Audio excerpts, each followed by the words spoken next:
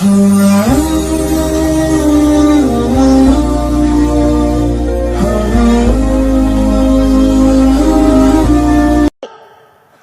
Nabi Muhammad, al-jannatu tahta aqdamil ummahat. Surga adanya di bawah telapak kaki para ibu. Waduh, kamu seret-seret kemana-mana tuh. Surganya tuh, kamu seret kemana aja. Makanya perempuan-perempuan muslimah yang disebut sama Nabi Muhammad, yang dimaksud sama Nabi Muhammad sebagai ibu-ibu pembawa surga bagi anak-anaknya, ini kemana-mana berasanya adem aja. Kenapa? Dia bawa surga.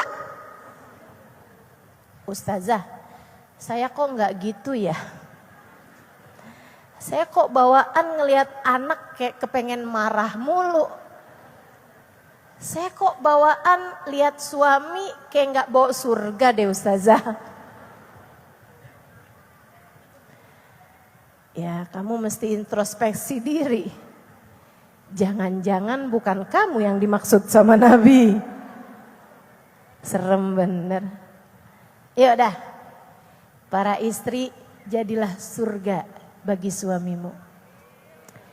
Para ibu, bawakan surga untuk anak-anakmu. Jadi anak kalau udah ketemu ibunya berasa adem aja. Kayak umi saya. Meninggal dunia 10 hari yang lalu. Teman-teman sekalian, yang kami ingat dari Umi, kemampuannya menjaga lisan.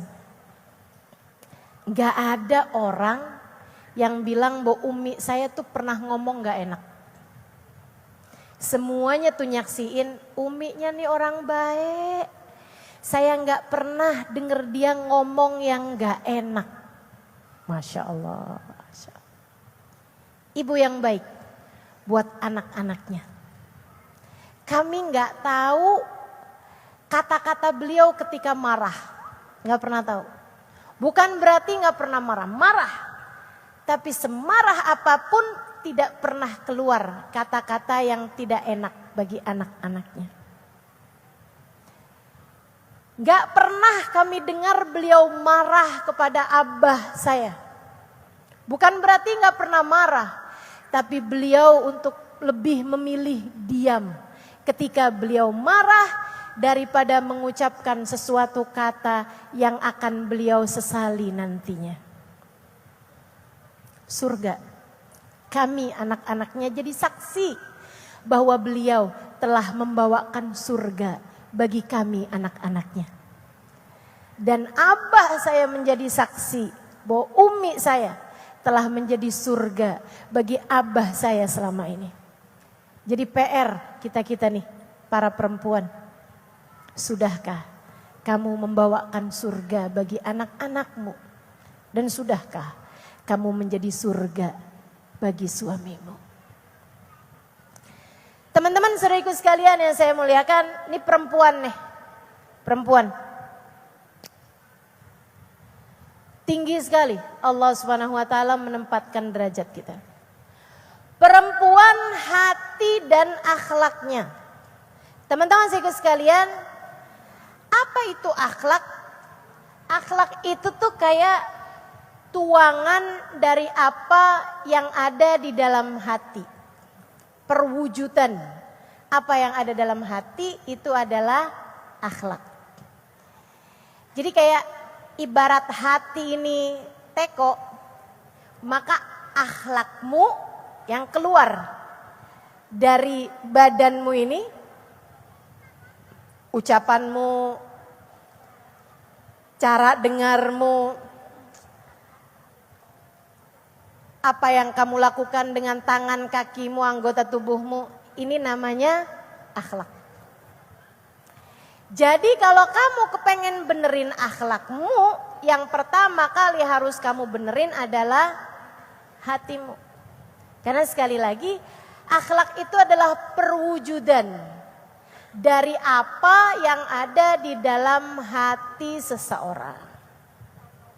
Makanya kenapa Nabi Muhammad tuh kalau menceritakan tentang akhlak yang baik, selalu saja sesuatunya tersebut didasari karena keimanan yang letaknya di dalam hati. Misalnya Nabi Muhammad bilang, "Man kana minkum yu'minu billahi wal yaumil akhir falyaqul khairan aw liyasmut." Siapa di antara kalian yang beriman kepada Allah dan hari akhir, pasti dia akan berbicara yang baik, atau jika tidak dia diam. Teman-teman sekalian, Nabi menyebutkan tentang akhlak yang mulia berupa tidak bicara kecuali kalimat yang baik. Ini kan namanya akhlak. Tapi Nabi menyebutkan kaitannya akhlak ini dengan siapa yang beriman kepada Allah dan hari akhir. Iman tuh tempatnya di mana? Di hati. Jadi tuh yang namanya lisan, ya, demikian pula anggota tubuh yang lain adalah perwujudan dari apa yang ada di dalam hati. Makanya orang, siapa yang hatinya baik, pasti anggota tubuhnya ini bakal ngerjain kebaikan. Dan siapa yang hatinya busuk, yang keluar juga kebusukan. Makanya nggak bisa tuh ada orang ngomong kayak begini, gua mah yang kasar kata-katanya doang, hati gua mah lembut.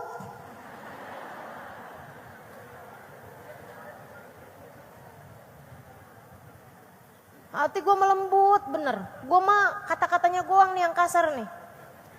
Teman-teman saudaraku sekalian, ya itu sih namanya bukan akhlak, gitu ya.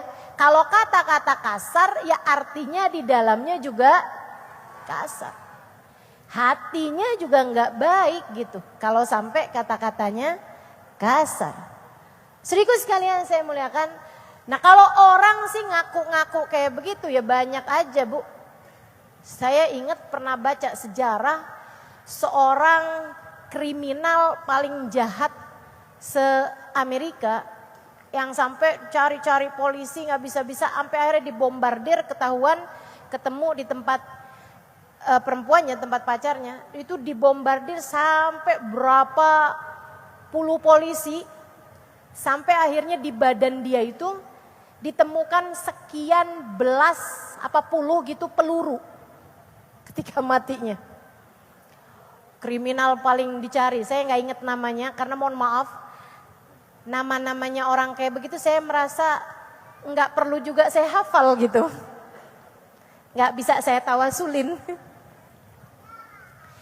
Yang saya mau ceritakan, ketika kemudian jenazahnya nih diangkat untuk dibawa pakai ambulan gitu ya, diotopsi, itu teman-teman saya sekalian ditemukan ada satu lembar kertas di dalam bajunya.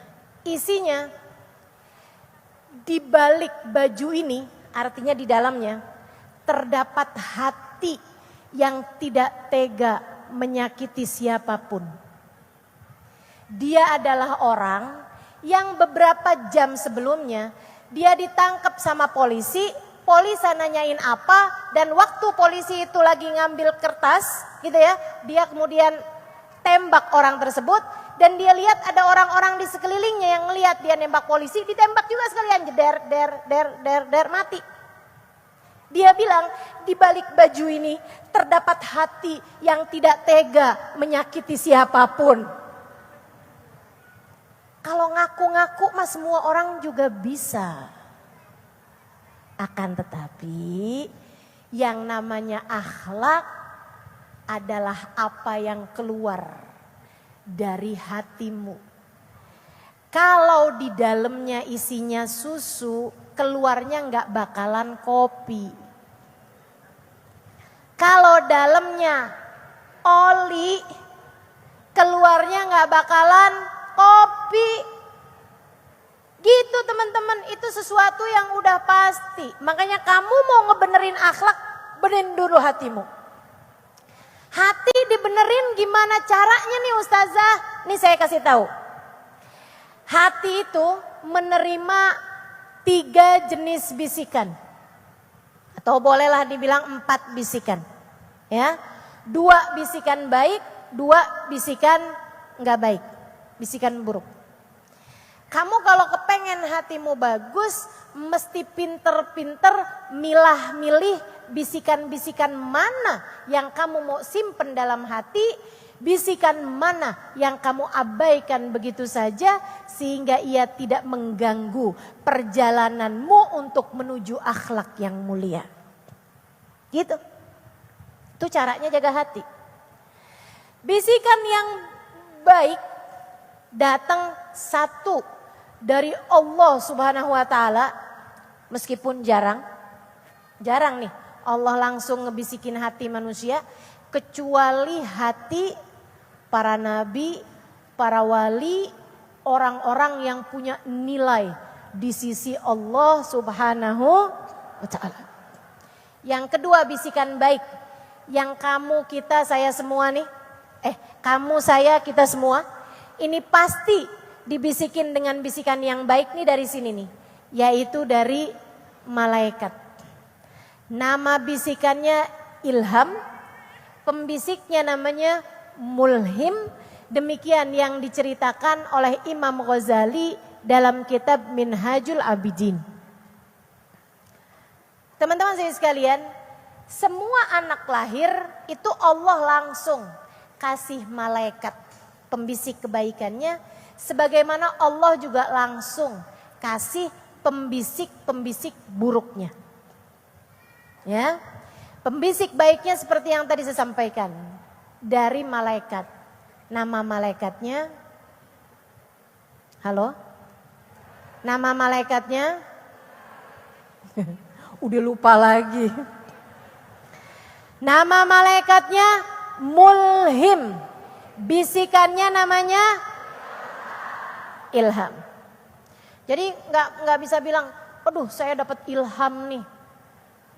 Itu teman-teman saya sekalian, semua orang juga dapat ilham. Dari sejak kamu bangun tidur juga dapat ilham. Ayo buruan sholat. Nah itu kan dapat ilham. Tapi kan nggak ada di antara kita, saya tadi pagi-pagi dapat ilham.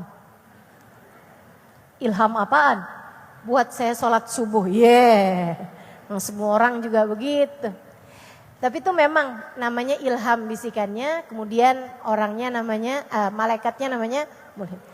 Bisikan yang buruk juga dari 2. Yang pertama dari hawa nafsu, yang kedua dari syaitan. Sekarang nih, semuanya nih juga lagi masuk bisikan-bisikan. Ada yang kayak begini nih, Ustazah lama amat dah. Saya udah lapar loh ini padahal. Kapan ya kira-kira keluarnya ya? Kayak habis dari sini saya mau makan apa ya? Kok Ustazah tahu sih? Tahu lah, saya juga dibisikin. Siapa tuh yang ngebisikin? Antara 2 hal itu, setan sama hawa nafsu. Ngebedainnya gimana Ustazah? Paling gampang sih pas Ramadan. Ramadan tuh setannya cuti, yang sisa cuman hawa nafsu. Kamu kalau Ramadan tuh bangun tidur aja udah kepikiran bukanya mau makan apaan. Itu bisikan datangnya dari siapa itu? Hawa nafsu. Lagi Ramadan aja, tiap kali mau baca Quran, udah deh ntar aja deh. Itu datangnya dari mana bisikannya? Pas lagi mulai baca Quran, baru aja berapa ayat udah nguap mulu. Padahal kalau buka TV nonton kagak ada ngantuk-ngantuknya. Tapi giliran baca Quran, a'udzubillahi minasyaitonirrajim. Emang ya Quran tuh emang obat. Obat apaan? Obat tidur. Teman-teman saya sekalian, tuh bisikan itu datangnya dari hawa nafsu. Hawa nafsu. Kalau bisikan dari setan, Imam Ghazali sih ngasih beberapa kriteria. Buat kamu ngebeda-bedain nih. Bisikan dari setan tuh teman-teman, itu selalunya mengajak kepada dosa dan keburukan-keburukan. Dosa lebih ngajakin kepada sesuatu hal yang sifatnya dosa gitu. Atau mencegahmu dari kebaikan yang lebih besar. Kayak misalnya, kamu mau hadir pengajian nih. Kamu hadir pengajian, aduh gak usah deh. Gampang, live streamingan aja. Udah jauh lagian pengajiannya tuh kayak gitu tuh. Itu tuh seringkali bisikannya adalah bisikan setan. Kemudian ada yang nyaut, iya mendingan enakan juga tidur. Yang ngebisikin untuk hal-hal yang menyenangkan bagimu, yang kamu senang gitu ngerjainnya, itu seringnya ngajakin kepada kesenangan-kesenangan diri, seringnya bisikannya datang dari hawa nafsu. Terus ya, kalau bisikannya setan, itu kalau kamu berzikir, bisikannya tuh tambah kecil, samar bahkan hilang. Gitu kan? Misalnya nih, nggak usah ngaji gitu kan. Nggak usah ngaji. Terus aja nih di telinga kita nih, di hati kita nih terus dibisikan. Hari ini nggak usah ngaji, hari ini nggak usah ngaji gitu. Iya kan? Terus kita bilang begini, a'udzubillahi minasyaitonirrajim. Allah. Iya deh ngaji aja deh. Itu berarti bisikannya dari setan.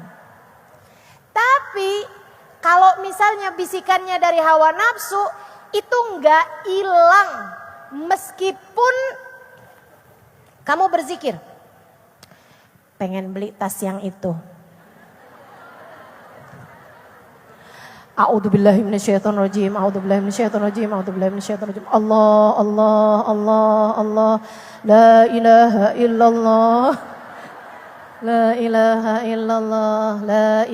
illallah. Bagaimana? Tetap mau beli tas yang itu.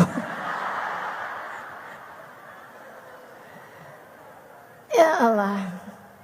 Itu namanya bisikan dari hawa nafsu. Kedua-duanya katanya Sahibul Burdah, wan nafs wasyaiton wa'sihima wa in huma mahadakan nusha fattahimi. Nafsu sama setan, biar kata kelihatannya kayak ngasih nasihat, kamu tetap harus curigai karena selama ini mereka tidak pernah mengajak kecuali kepada keburukan. Buruk tuh. Teman-teman sekalian saya muliakan, lebih kelihatan lagi pas tahajud tuh, pas bangun tahajud. Jam berapa sih ini? Lihat jam 3, ya ampun ngantuk banget. Udah gak usah tahajud. A'udzubillahi minasyaitonirrajim. Malah ketiduran. Tingkah siapa tuh yang begitu? Masya Allah. Itu berarti dari siapa tuh Ustazah? Kolaborasi. Ada yang collab di hati kita ya. Antara setan sama hawa nafsu. Tuh teman-teman saya sekalian. Keduanya tuh kita mesti belajar buat mulai menguranginya. Caranya gimana Ustazah? Caranya dengan kamu lebih peduli sama bisikan-bisikan yang baik dan dengan selalu berzikir sama yang ketiganya dengan selalu mohon petunjuk kepada Allah. Tuh 3 itu. Ya, kalau kepengen bisa menang ngadepin bisikan-bisikan buruk. Biar hati kamu tuh jadinya yang masuk cuman yang baik-baik. Kalau hati yang masuk yang baik-baik, semuanya yang keluar jadinya kebaikan. Apa aja tadi? Yang pertama, tepiskan bisikan buruk, dengerin bisikan baik. Jangan ngaji. Setan nih, setan. Bagaimana menurutmu Mulhim? Ngaji aja. Tapi kan bisa live streaming. Kata siapa itu? kata setan. Katanya si mulhim, oh ya setannya nih namanya wiswas, bisikannya namanya waswas. Ya beneran saya nggak lagi bercanda. Ini yang Allah maksudkan dalam Al-Quran surat An-Nas. A'udzubillahi minasyaitonirrajim. Bismillahirrahmanirrahim. Qul a'udzu birabbin nas, malikin nas, ilahin nas, min syarril. Tuh Allah lagi nyebutin nama setan yang suka ngebisik-bisikin hati kamu. Min syarril waswas, nama setannya, bisikannya namanya wiswas.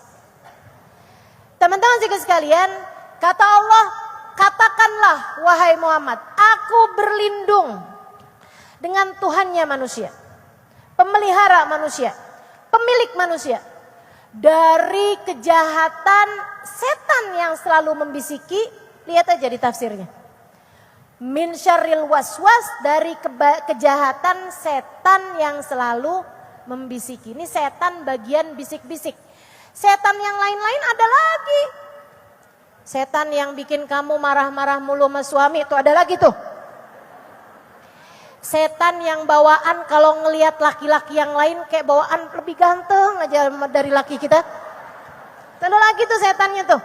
Saya sekarang lagi gak hafal nama-namanya.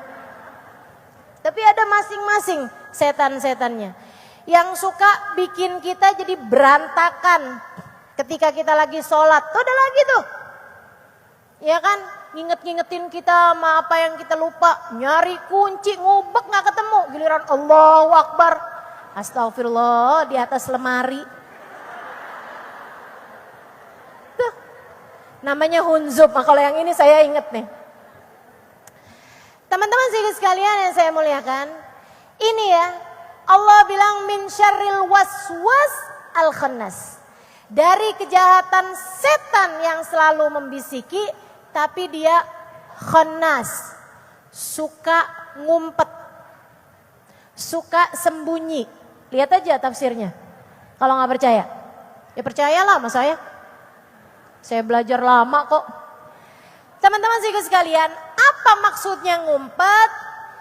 Katanya ahli tafsir mengatakan, idza dzakarallah khanas wa idza ghafil anillah wiswas.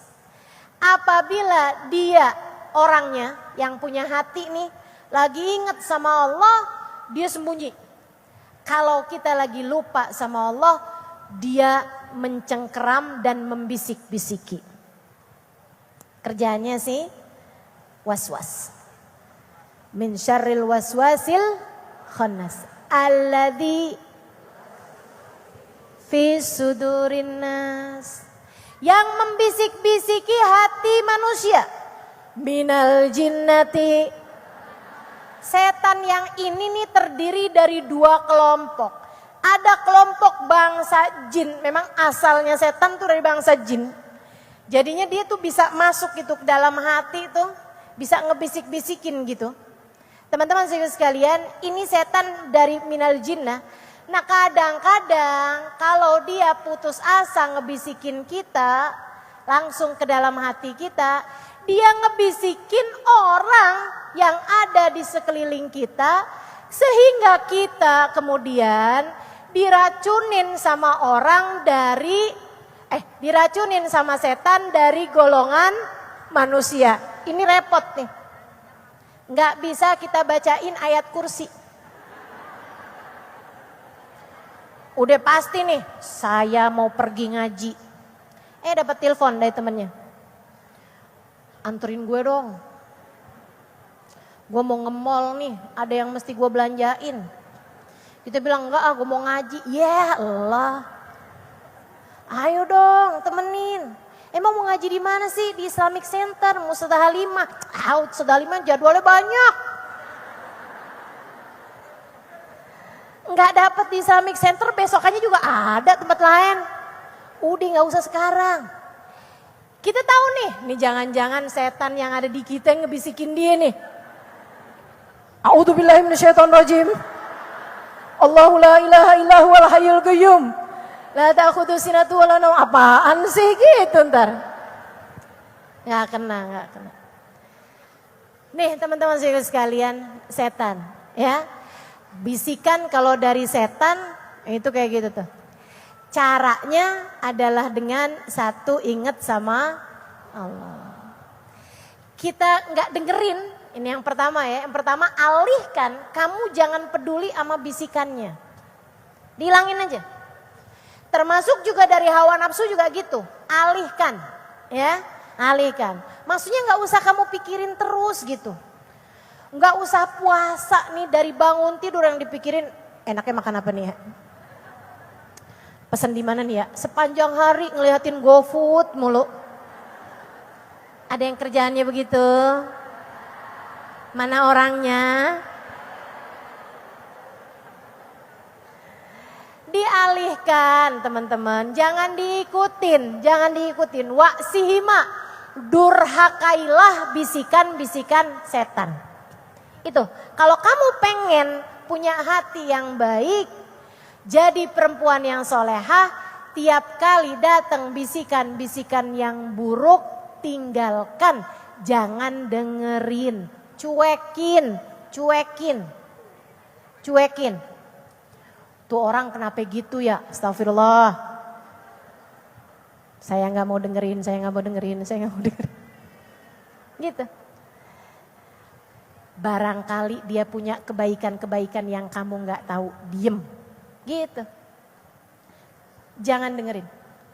Saya mau sholat duha nih, entar aja deh. Gitu. Jangan sekarang duhanya, entar aja, waktunya duha kan masih panjang. Sampai duhur kata ustazah. Gimana caranya nih? Tinggalin dia, pergi wudhu, sholatlah. Gitu. Nanti dia masuk lagi tuh, setan tuh. Kalau gitu duhanya buruan dah, cepet-cepetan. Gitu kan? Biar banyak nih yang mau kita kerjain gitu. Kerjaannya si setan, kamu tetap aja khusyuk aja. Gak usah dengerin. Yang lain-lain tuh nanti bisa terlaksana dengan sendirinya. Tenang teman-teman, urusan waktu tuh kalau kamu kasih ke Allah, Allah kasih balik. Saya udah perhatiin aja kayak gitu. Saya kalau ngerasa, wah gak keburu duha nih, saya harus pergi nih cepet-cepetan nih ke majelis gitu. Subhanallah, sama Allah tuh dikasih di jalannya macet. Yang andai itu saya duha, sama Allah akan dilancarin jalannya, nyampenya tetap sama juga, subhanallah. Kayak gitu, itu udah cara Allah SWT berlaku kepada hamba-hambanya. Jadi yang pertama, kalau kamu pengen punya hati yang baik, jangan dengerin, tinggalin, cuekin, acuhkan. Ya, jangan pedulikan bisikan-bisikan setan, jangan pedulikan bisikan-bisikan hawa nafsu. Yang keduanya, teman-teman saudaraku sekalian saya muliakan, minta perlindungan kepada Allah. Makanya kita sebelum sholat baca A'udzubillahi minasyaitonirrajim, Rabbi a'udzubika min hamazatis syayatin, wa a'udzubika rabbi ayyahdurun. Kan begitu dah? Kita juga di saat wudu kan juga baca gitu. Sebelum baca Al-Quran, A'udzubillahi minasyaitonirrajim gitu. Minta perlindungan dari kejahatannya setan. Kemudian yang ketiganya, teman-teman saudaraku sekalian yang saya muliakan, selalulah mohon petunjuk pada Allah Subhanahu wa ta'ala. Jangan sok-sokan. Kita nih perempuan, sama Allah itu diminta menjadi sosok yang kuat. Lebih kuat dari laki-laki secara mental. Meskipun laki-laki lebih kuat secara fisik. Teman-teman sekalian, tapi kita tuh sama Allah diminta untuk menjadi lebih kuat dari laki-laki bahkan secara mental. Kenapa gitu? Sebab Nabi Muhammad menyebut kita sebagai tiang. Kata Nabi Muhammad alaihissalam, al-mar'atu imadul bilad, ida saluhatil bilad, ida fasadatil bilad. Perempuan tuh tiangnya negara. Kalau perempuannya bagus, kalau perempuannya kuat, maka kuatlah negaranya. Kalau perempuannya hancur, maka hancurlah negaranya. Itu yang jadi tiang, itu perempuan. Teman-teman saya sekalian nih ya, tiang nih di sini nih. Kamu kalau lihatin, kalau ditanyain gitu, mana dinding, kamu langsung tahu. Mana pintu, kamu langsung tahu. Mana lampu, mana atap, mana pintu, langsung tahu teman-teman. Tapi kalau dibilangin mana tiang, kayaknya di situ deh. Kayaknya di situ, situ. Gitu. Enggak ketahuan tiang itu. Kan begitu ya? Enggak harus bagus, teman-teman. Tiang tuh enggak harus cantik. Makanya saya bolak-balik bilang, kamu sebagai perempuan enggak harus cantik untuk dicintai. Justru sebaliknya, kalau kamu pengen dicintai, salah. Kalau kamu dicintai, kamu terlihat cantik di hadapan pecintamu. Tiang itu perlunya kuat. Betul? Tiang perlunya kuat. Nih, tembok bikinnya dari apa dah? Pasir batu bata. Kan gitu ya? Pintu bikinnya dari kayu. Kayu sama batu bata kuatan mana? Nggak tahu dah tuh saya. Tapi teman-teman sekalian, tiang dibuatnya dari apa? Beton. Beton itu besi sama batu sama semen. Teman-teman sekalian, antara beton sama bata sama kayu, mana yang paling kuat? Allah bilang lewat lisan Nabi Muhammad dalam hadisnya, kamu betonnya. Dalam rumah tangga tuh kamu betonnya teman-teman. Bahkan bukan hanya dalam rumah tangga. Bilad kata Nabi Muhammad, satu negara itu, ini nasibnya Indonesia nih, bukan tergantung sama gimana pejabat-pejabatnya. Akan tetapi tergantung dari bagaimana perempuannya. Nasibnya Tangerang nih, yang hari ini lagi hari jadi ya. Teman-teman saya sekalian, Tangsel, ini nasibnya bukan tergantung sama segelintir orang gitu, enggak. Akan tetapi tergantung dari bagaimana perempuan-perempuan Tangsel.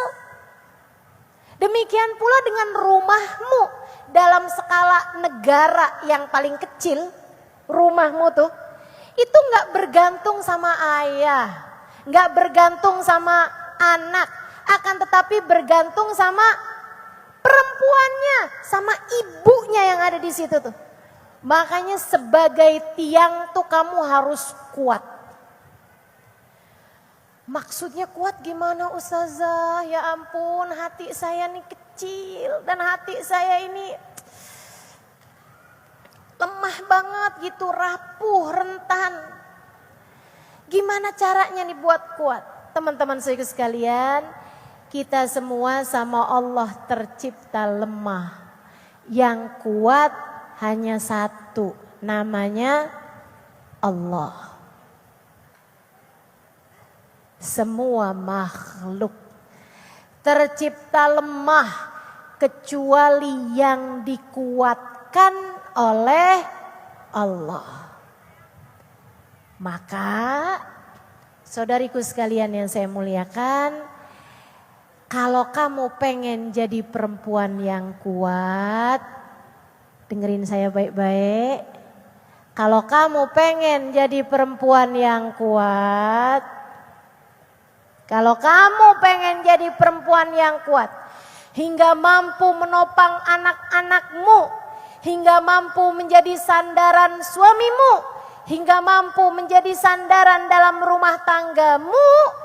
Kalau kamu pengen jadi perempuan yang kuat, yang santai, yang rileks, sandarannya kepada Allah, maka kamu tidak akan pernah tertumbangkan, maka kamu tidak akan pernah roboh, maka kamu tidak akan pernah jatuh apalagi hancur berkeping-keping.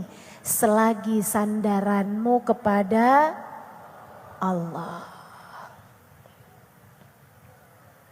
Yang bagus hubungannya sama Allah, kamu akan kuat.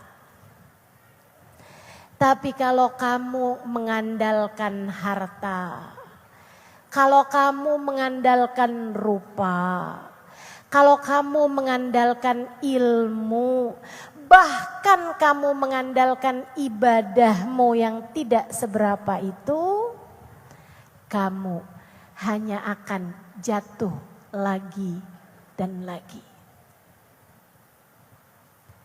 Jadi sandarannya mesti sama yang kuat. Sandarannya sama Allah. Gimana caranya sandaran sama Allah? Dalam segala sesuatu kamu harus ingat, inna lillahi wa inna ilaihi raji'un. Semuanya miliknya Allah dan hanya kepada Allah semua akan kembali. Semua miliknya Allah dan semua urusannya ada dalam kendali Allah. Itu yang harus kamu ingat. Ketika kamu mendengar kabar anakmu kecelakaan, inna lillahi wa inna ilaihi raji'un. Anakku milik Allah. Dan kendali urusannya, nasibnya hanya berada dalam kendali Allah. Ketika kamu mendengar kabar suamimu berpaling hati, segera ingat, inna lillahi wa inna ilaihi raji'un. Suamiku miliknya Allah. Dan semua urusannya berada dalam kendali Allah. Termasuk hati suamiku berada dalam kendali Allah. Saat hartamu hilang, saat usahamu bangkrut, saat kamu dicaci maki, dihujat orang, saat ada yang benci kepadamu, saat apapun saja terjadi di atas muka bumi ini, ingatlah inna lillahi wa inna ilaihi raji'un. Semua hanya milik Allah dan kendali segala urusan hanya dipegang oleh Zat yang Maha Satu, Allah Subhanahu wa ta'ala. Maka saatmu, jika angin membuatmu jatuh tertunduk, maka saatmu untuk membenamkan kepalamu dalam sujud-sujud panjang.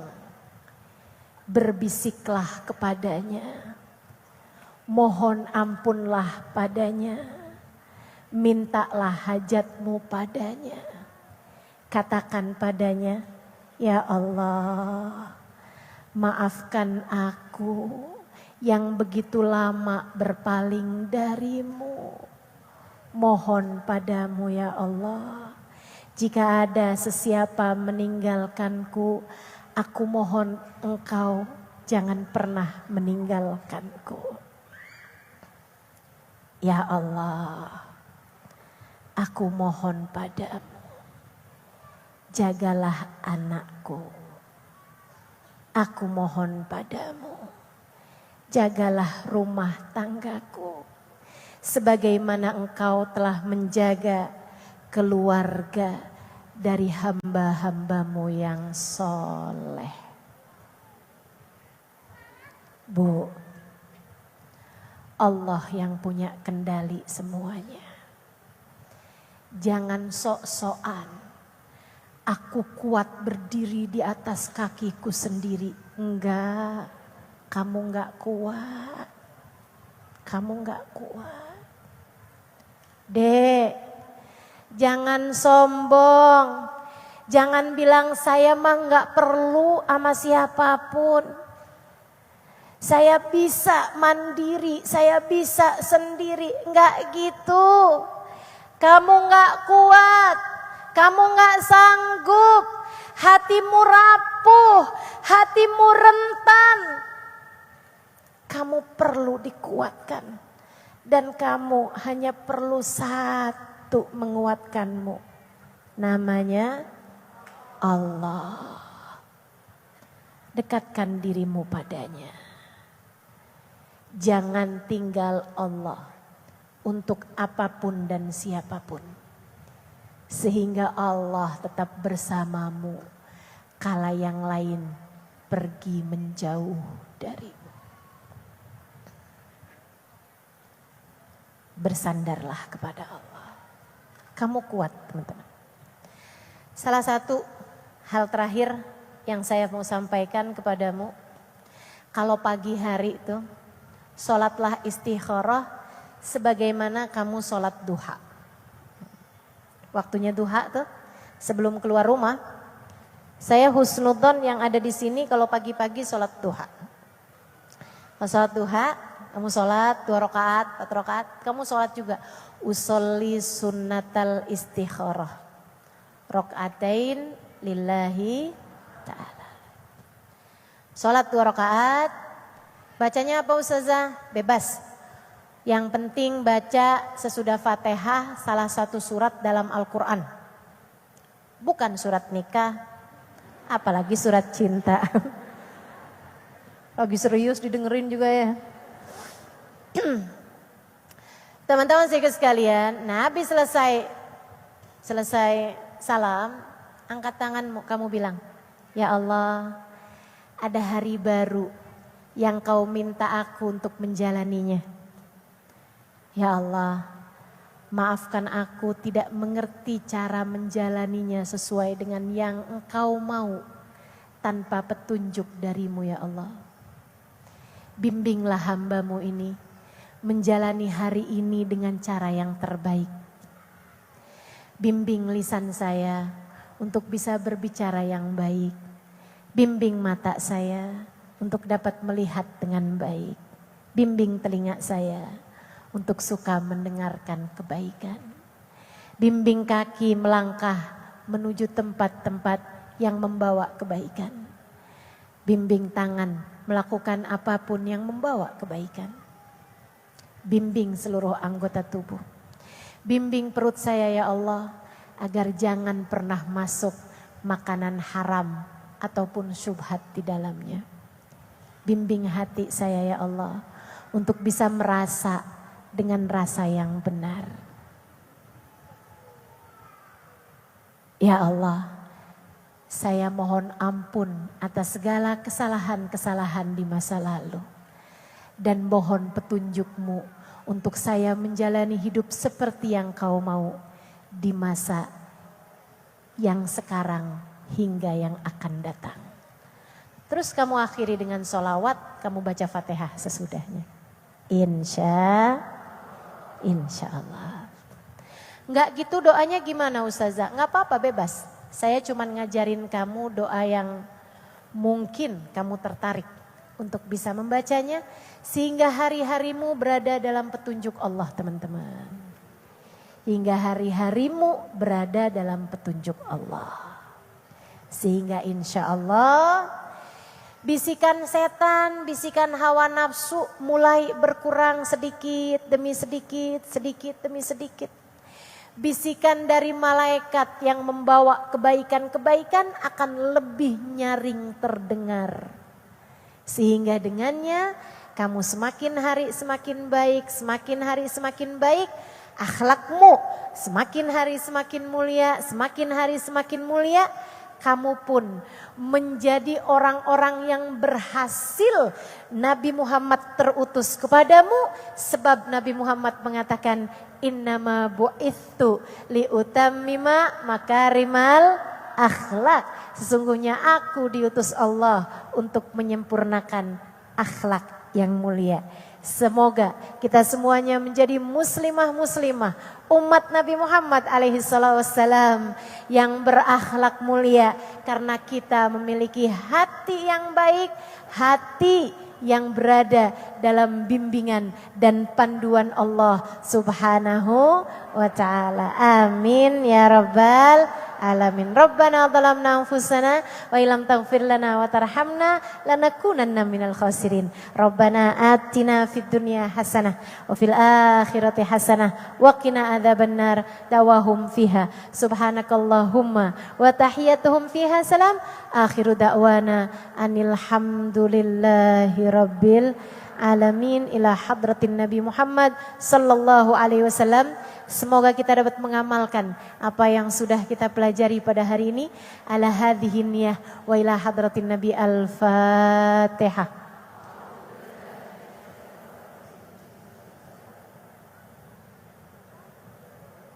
Ar-Rahman Ar-Rahim Maliki Yawmiddin.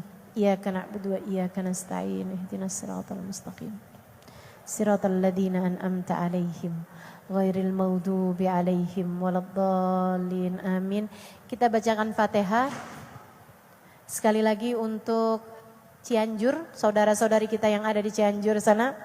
Mudah-mudahan yang masih ada di puing-puing bangunan segera ditemukan. Mudah-mudahan keluarga yang sedang berduka dihibur Allah SWT. Yang sudah meninggal dunia, mudah-mudahan Allah karuniakan kesyahidan pada mereka yang muslim-muslimah. Yang dalam keadaan sakit dan terluka, mudah-mudahan segera dipulihkan Allah SWT. Yang kehilangan harta, kehilangan rumah, kehilangan apapun aja, mudah-mudahan Allah SWT gantikan dengan ganti yang berlipat-lipat ganda, yang lebih berkah, yang lebih menyenangkan insyaallah. La hadhihin niyah, dan dikaruniai kesabaran bagi semuanya yang tertimpa musibah insyaallah, dan dijadikan ini adalah musibah terakhir yang mereka hadapi dalam kehidupan mereka, dan juga mudah-mudahan itu adalah musibah terakhir dalam negara kita ya insyaallah. Mudah-mudahan ke depan-depannya Allah SWT jaga kita. Jangan ada musibah-musibah insyaallah. Mudah-mudahan Allah SWT cegah kita dari semua musibah. Ala hadhihin niyah wa bikulli niyatin salihah, dari semua bencana maksud saya. Ala hadhihin niyah bikulli niyatin salihah jami'ah syamilah. La hadratin Nabi. Al-Fatihah. Bismillahirrahmanirrahim. Alhamdulillahirabbil alamin. Ar-Rahmanirrahim. Maliki yaumiddin. Iyyaka na'budu wa iyyaka nasta'in.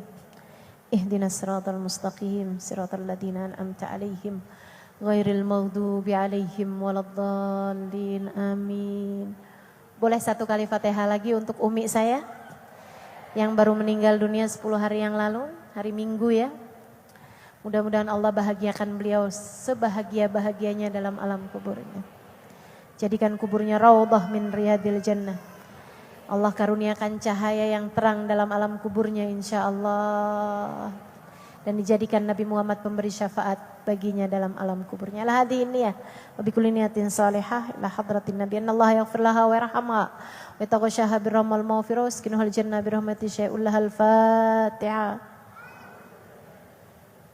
Bismillahirrahmanirrahim. Alhamdulillahirabbil alamin. Arrahmanirrahim. Maliki yaumiddin. Iyyaka na'budu wa iyyaka nasta'in. Ihdinas siratal mustaqim. Siratal ladzina an'amta 'alaihim ghairil maghdubi 'alaihim waladdallin. Amin. Rabbana taqabbal minna innaka antas samiul alim.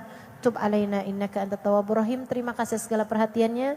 Kurang lebihnya mohon maaf. Billahi taufik wal hidayah war ridha wal inayah wal afu minkum. Wassalamualaikum warahmatullahi wabarakatuh.